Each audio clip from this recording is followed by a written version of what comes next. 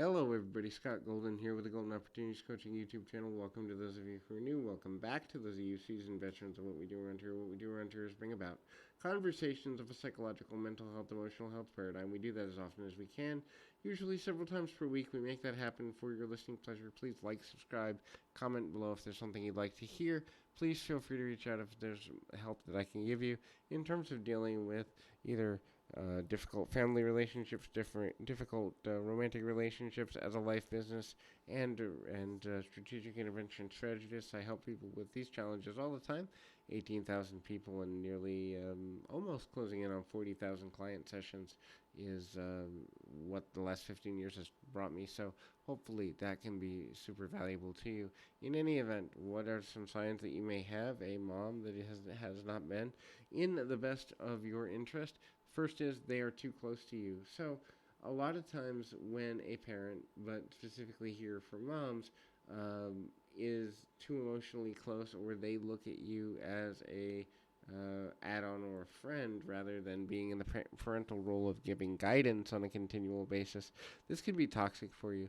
Now, it may be nice when you're a younger person, especially to preteen age, to have a parent that's a bit of a friend. However, the discipline that you need to learn to get through more adult challenges is often necessary in order to be able to make decisions that ultimately lead you in a positive direction, to be able to make decisions about how to get yourself to a place where ultimately things are more manageable, more negligible, and ultimately getting to a place where things come together and it's super valuable.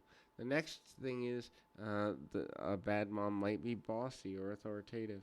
Many times when parents are only into parenting because they wanted someone to be a reflection of the best parts of themselves and they're not necessarily good at relationship building, it can be super toxic and very overwhelming to deal with that level of responsibility. And so the role switching that happens when a toxic mom actually expects the child, be it a teenager or preteen, to do the majority of parenting or guiding, and the role reversal that's associated with the acceptance expected from that younger person to step into a more adult role because of either a level of immaturity from that adult or some level of emotional manipulation, need for validation from the parent that they expect to get through the child.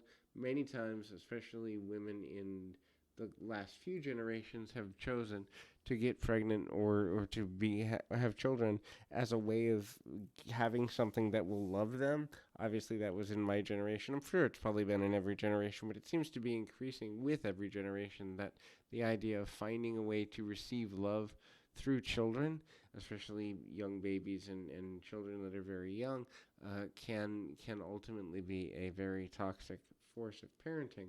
This is because obviously a child can't give as much as that adult needs, but when that expectation becomes the linchpin on whether the parent feels that they're going to give love, that can be super problematic.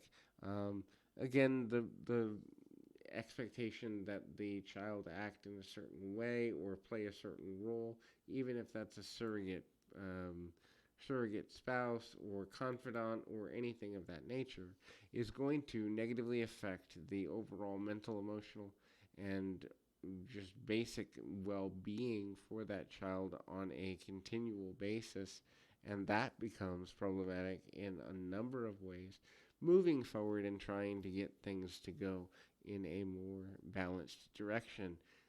Then again, the child being a trophy or extension of the parent's success, especially for parents that had children very young or had a lot of negativity placed upon their shoulders, the expectation that the child is a reflection of how successful they are, especially if they don't have a good self-identity, can become another problem.